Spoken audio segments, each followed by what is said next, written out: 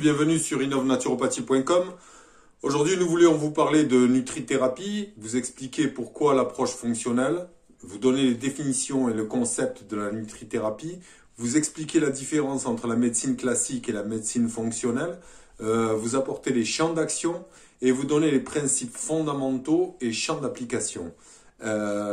Et pour terminer, nous terminerons avec une présentation de ce que peut apporter la formation Innovnaturopathie au point de vue de la nutrithérapie. Donc, qu'est-ce que la nutrithérapie? Qu'est-ce que la nutrithérapie si ce n'est de la naturopathie déguisée en fait? On parle souvent de nutrithérapie fonctionnelle, de naturopathie fonctionnelle, mais au fond, on vous parle exactement de la même chose. C'est de la vraie santé. L'approche fonctionnelle est un modèle de santé distinct et, comme vous l'apprendrez, très différent de l'approche conventionnelle. Elle favorise le bien-être à la fois à prévenir et à traiter les maladies chroniques, qui sont, comme nous l'avons vu dans les épisodes précédents, les plus gros problèmes de santé auxquels nous sommes confrontés aujourd'hui.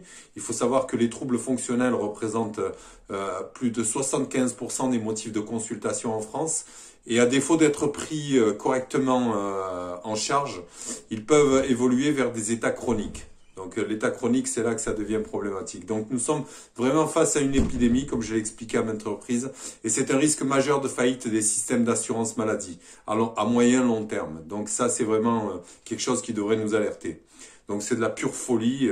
L'approche allopathique seule, on sait très bien que seule face aux maladies chroniques, elle est complètement désarmée. Donc toutes les maladies chroniques, j'entends les maladies chroniques, inflammatoires, les maladies auto-immunes et les maladies allergiques. Donc, on sait pertinemment que l'allopathie seule face à ce genre de maladie, c'est la promesse d'une très grande désillusion dont nous voyons les effets délétères tout autour de nous, dans nos familles et nos communautés.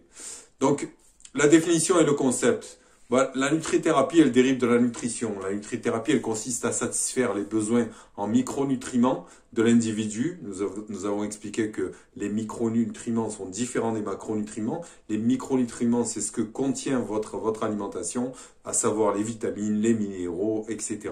C'est des parties infimes, mais quand elles sont absentes, on sait que ça va créer des problèmes. Donc, nous, le principe, c'est de vous apporter les besoins micronutriments, les besoins dont a besoin l'individu, et par une alimentation à haute densité nutritive adaptée à son épigénétique en premier lieu.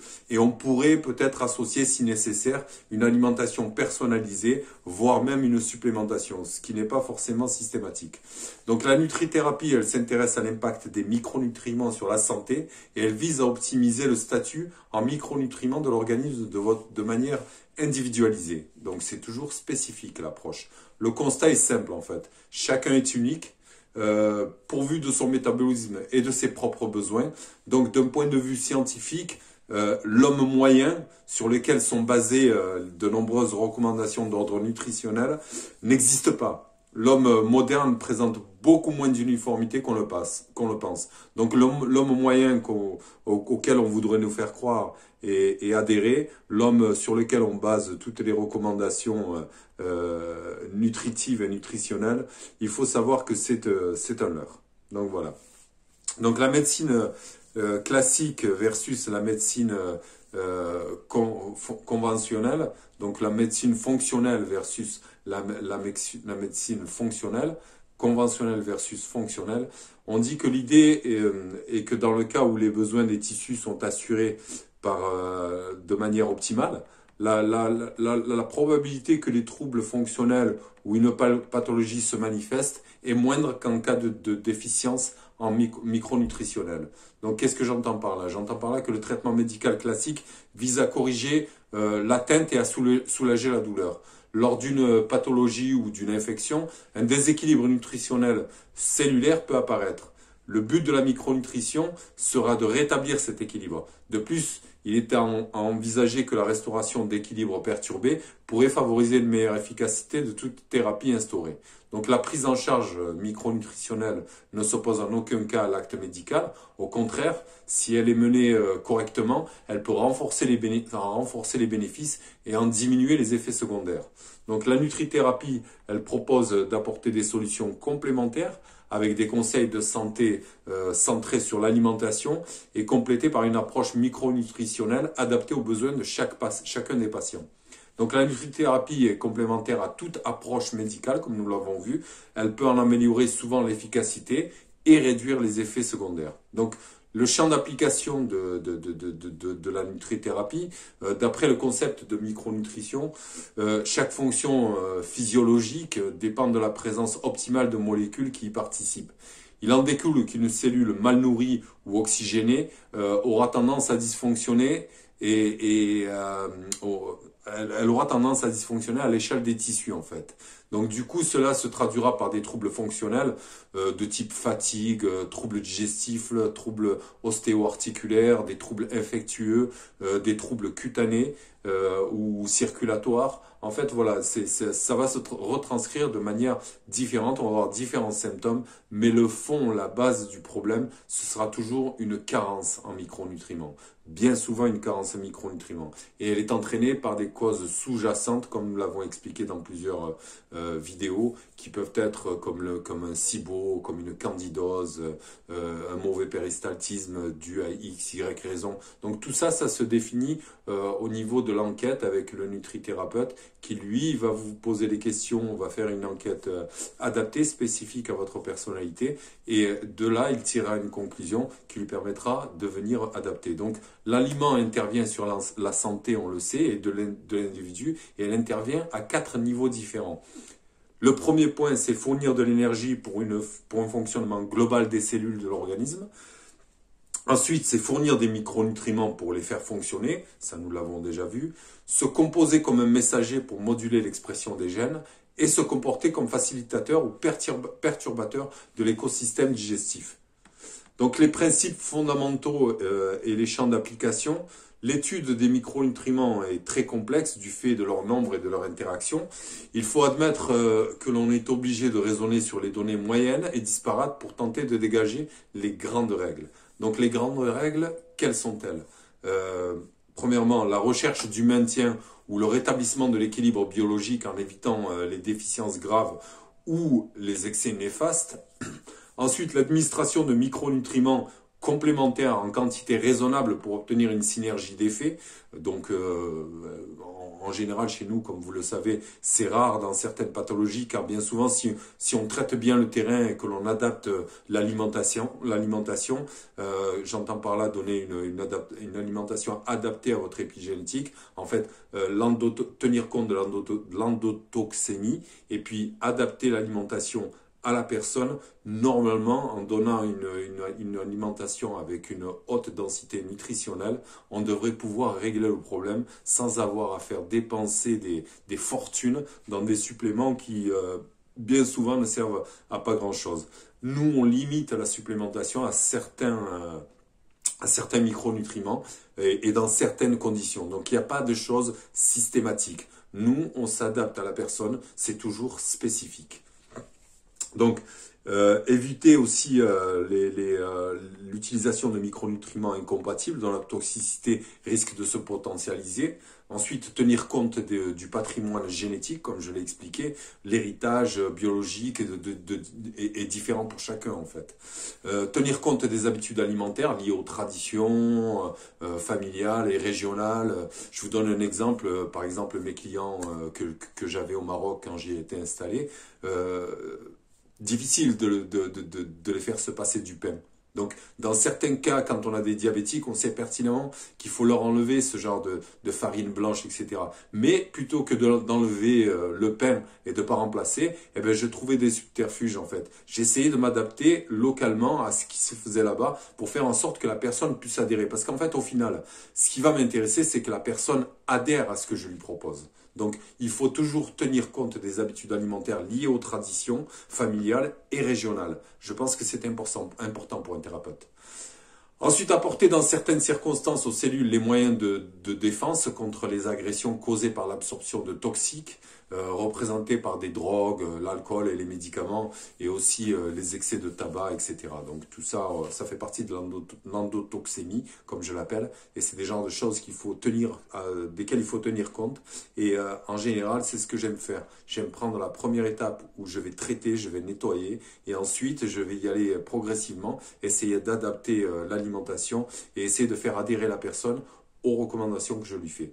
Donc un dernier principe serait faire à l'écologie alimentaire. Donc l'écologie alimentaire, ça va de soi. Il faut manger sain, il faut manger, voilà. Mais bon, après voilà, quand on n'a pas les moyens, je vous donne l'exemple par exemple du saumon. Quand je préconise aux gens de manger du saumon, bien souvent on me rétorque, bon mais le saumon, oui, mais les métaux lourds et tout ça, etc.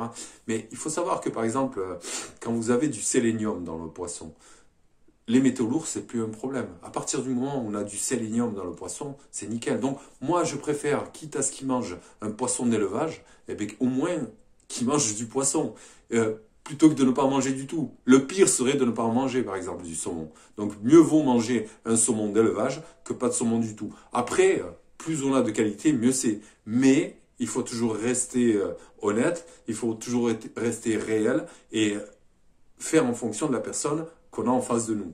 Donc après, faire des plans sur la comète, donner des recommandations qui ne seront pas suivies, c'est pas dans notre intérêt. Notre intérêt, c'est toujours de nous ajuster, de nous adapter à la personne qu'on a en face. Donc plutôt que pas de poisson, poisson d'élevage.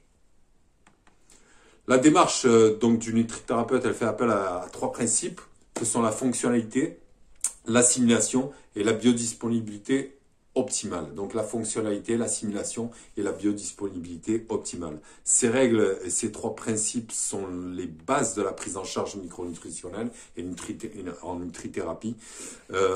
Les champs d'application, quant aux champs d'application, ils sont nombreux et variés.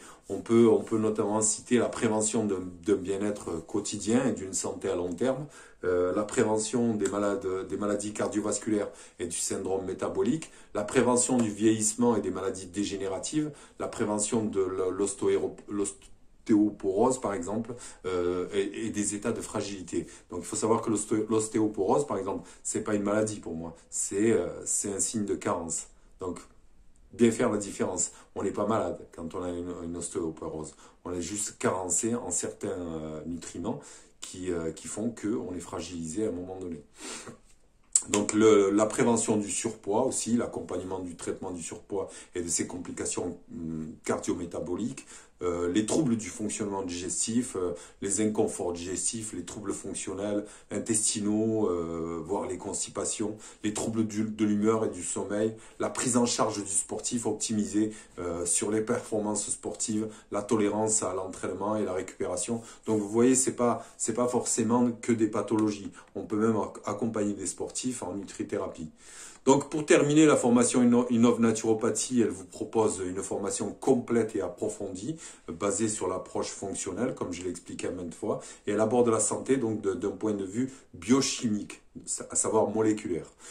Dans certains pays, on parle de nutrithérapie sous le terme de médecine orthomoléculaire, on parle aussi de médecine fonctionnelle, enfin voilà, il y aura différents noms, mais ce sera toujours la même chose. Comme je le dis, la naturopathie, au final, c'est quoi? C'est de la nutrithérapie déguisée. Donc l'objectif d'Innov Naturopathie est de vous apporter un enseignement en micronutrition et en nutrithérapie à la pointe de la recherche, réactif et toujours actualisé en fonction des dernières études scientifiques. Nos formateurs, il faut le savoir, sont tous des thérapeutes professionnels, actifs, qui mettent en pratique les cours qui vous sont enseignés. Donc ce sont des cours concrets, pratiques, adaptés et vraiment faits pour vous permettre l'accompagnement. Parce que au bout d'une formation, si vous n'êtes pas capable de prendre en charge une personne, il faut vous demander quel genre de formation vous avez suivi. Le but d'une formation, c'est qu'elle soit pratique, c'est que vous puissiez prendre en charge des personnes. Et c'est vraiment ce que se propose Innov Naturopathie. Voilà, donc il me reste à vous remercier encore une fois pour m'avoir suivi dans cette explication qui peut-être vous a paru un petit peu compliqué ou complexe à saisir. Mais si vous avez des questions, n'hésitez pas à me poser les questions en dessous de la vidéo. Je me ferai un plaisir d'y répondre. Et n'oubliez pas de vous abonner si vous ne l'avez pas fait, juste en dessous, en cliquant abonnement. Pour ceux qui me regardent sur YouTube, pour ceux qui sont sur Facebook, vous pouvez vous abonner à notre page formation en ligne Innov Naturopathie. Et n'oubliez pas aussi de cliquer, pour ceux qui sont sur YouTube, sur la petite clochette. Ça vous permettra de ne rien rater des prochains épisodes qui vous seront proposés. Donc voilà, il me reste à vous remercier chaleureusement d'avoir suivi cette vidéo et de vous souhaiter une très bonne journée. Au revoir.